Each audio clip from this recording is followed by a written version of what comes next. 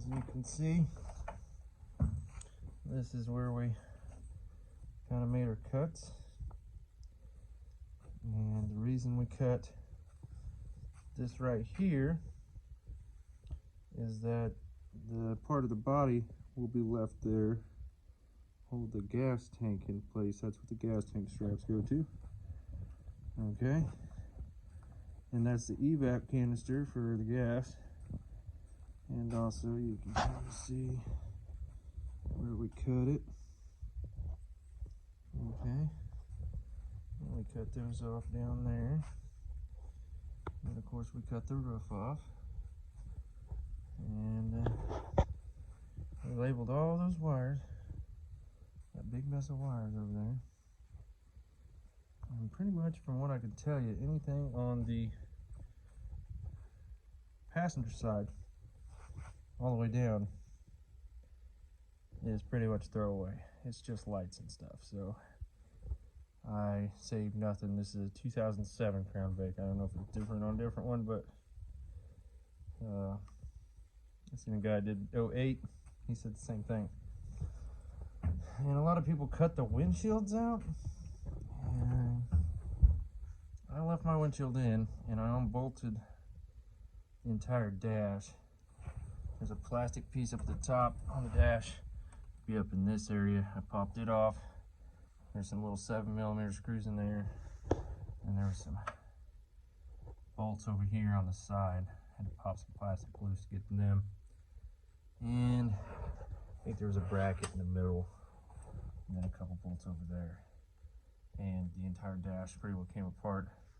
The wiring harness was in there, and I wasn't going to save any of that because I'm doing the original 66 on here, firewall and everything. So I just busted all of the plastic venting loose, and I need to pull my wires through with a hammer, and pulled it out and went over there and pulled all my wiring up, unplugged everything, pulled it out. I did decide a couple of things.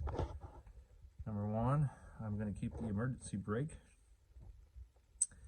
and I'm probably going to customize my instrument cluster so that I have all my gauges operate correctly, speedometer and RPMs and all that. Also, fun fact, that accelerator pedal is electric, and it will not start if you do not have it plugged in. So if you go to do a test start when you thin your wiring, make sure that's plugged in, and save as many grounds as you can on the car. And a big one right here, it's a PCM ground. You miss it, she will not start.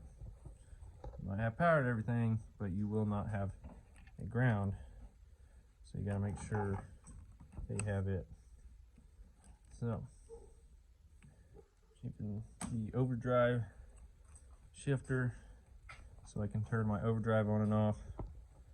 Just a couple of things.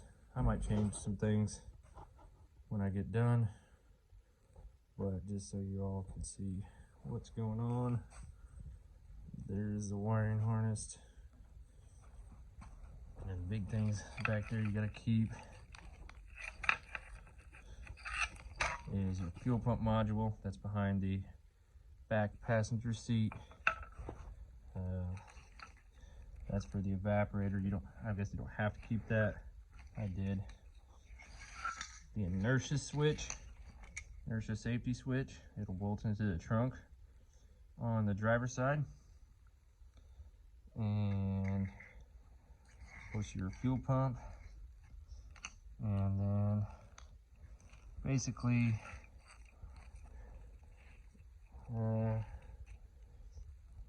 just about it. I'm going to save my ABS and every single ground I can find, so I don't have a ground issue. Now, I labeled mine all with blue masking tape, and then I went through and I wrapped red tape around it to know that do not cut those wires. So that will help me to stop, do not cut these wires, And if it has green on it, cut them. We don't need them. So that kind of helped me. I also labeled them, even though this one's labeled all the way down here at this other end. But it's just tail lights. But yeah, that helped me a lot to know what wires I need to keep, what wires I don't keep. Red wires I wrap, keep. Green wires, anything that has the green tape wrapped around it, you do not keep. Throw it away. See, this is back passenger door, electric windows, locks, all that crap. Don't need it. So, like I said, I try to keep every ground I could get. I label them. This wiring harness is basically the entire passenger side of the car. Don't need it. Throw it away. Get it out of your way. Get it out of your life. I labeled all that crap, and I got all the way up to the front. And I unplugged it, and it was all together, and I was like, F this. So, yeah. So that's where I'm at with the Crown Vic. Gonna start here in a couple days. We're going to go ahead and chop the front off, take the front fenders off, all that stuff, and it will be ready to go. Now, that's the most things that I had questions on the Crown Vic. So, I hope this video helps a lot of people. I know my shop is messy, and I've got kids' toys in here and whatever, but this is just a kind of a run over to maybe help some people out there that's trying to do this. So I've watched a lot of videos, and a lot of guys are keeping the entire dash, and I don't like that. So I'm not doing all that. But there's a couple things I would keep, and there's a couple things I'm not going to keep. But I mean, it's all personal preference, however you want to do it. But I am probably going to do with the old style, you know, HVAC and all that stuff. There's a couple things also that I thought of. Might do in your build, might not, have whatever. I'm going to take the old original wiring harness, and I'm going to wire up the Crown Vic harness to the ignition on the old truck. And then I'm going to actually keep some other things that people might not think of, like the radio wiring. I'm going to keep the radio wiring. That way I can get an installation kit and plug in any stereo into the back, and I don't have to sit there to strip wires and do all that to plug in the radio. So I'm literally going to keep the radio wires. And now I say I'm going to keep the radio wires. I've stripped all the speaker wires, but I'll have to rerun them. But obviously, for the most part, I have the radio wires. And I think that's about it. I can just tell you from everything I've learned, that thing's not needed. None of that crap is needed. And what I am going to keep, again, the accelerator pedal has to be hooked up for a drone. I'm keeping the brake light switches. I'm keeping the emergency brake. I am going to keep the ABS. That's an ABS box. It's mounted right on the HVAC. Didn't know what it was, tore it off. Luckily I didn't cut the wires. Just to keep from whenever I ever have to hook up the OBD scan tool, I don't have to go through all that ABS crap. Yeah, it's one big old nasty mess of wires. So imagine I'm going to be out here for a couple of hours stripping this down. But anyways, I thought that would be helpful to some people. Like I said, I'm going to customize my instrument cluster. So I left the plug for it and everything. I am going to put the emergency brake in there, and the overdrive on-off switch.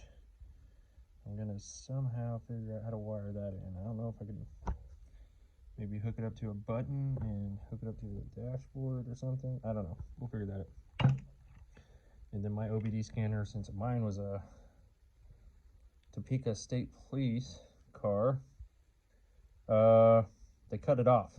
So I have to rewire my OBD too. And anyways, yep. So I hope this helps you guys. I'm not a very good video guy, so just bear with me. It's all on my phone. But this is what I got, and this is what I'm trying to help some people out there. So, I hope this helped. Alright, thanks for watching.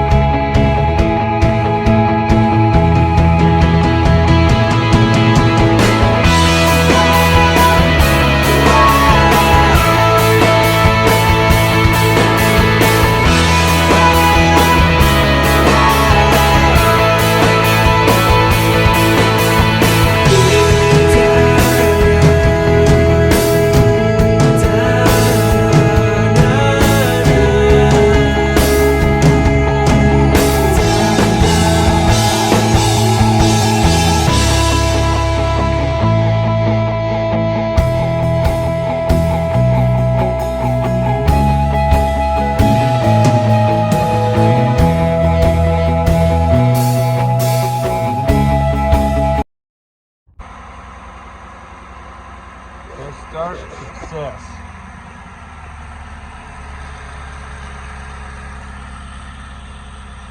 Definitely have to have that ground hooked up,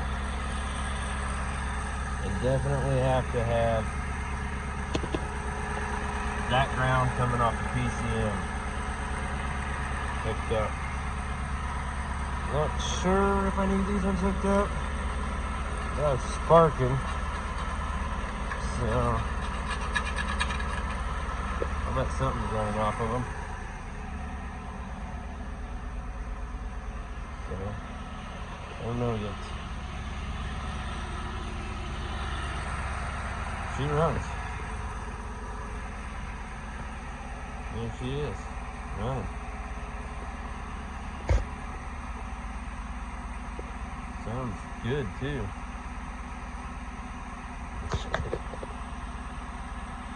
Sounds pretty good. A little bit of gas.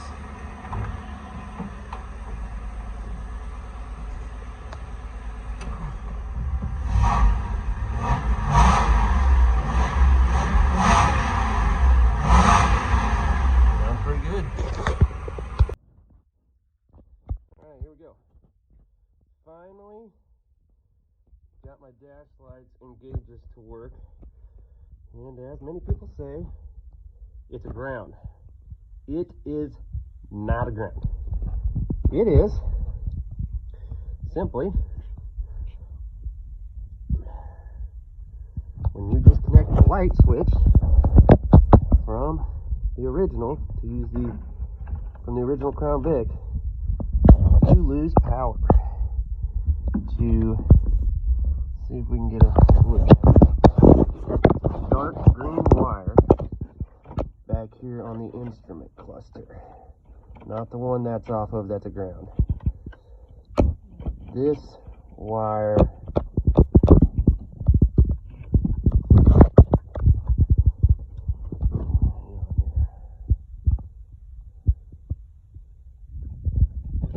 that wire right there on the left from the instrument cluster plug. It runs down to these numbers, I believe 26 on your fuse box. So what I did was I ran the ground wire and I jumped it to another fuse. For now, I'm going to wire it in the back, but it's just jumped to a fuse for now. That is hot, and the key is hot. Now, if you hook it to one that's hot constant, your lights on your gauges will stay on. So you want one that's hot when you're when the key is on. So now when I turn the key on, all of my lights come on, and that's because it's got a trippy background, or my battery's not all the way charged. That's why they're tripping out for a minute.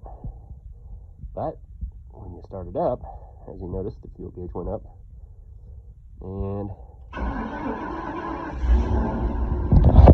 you can't really see it until I take the light off of it, but the dash lights are on too.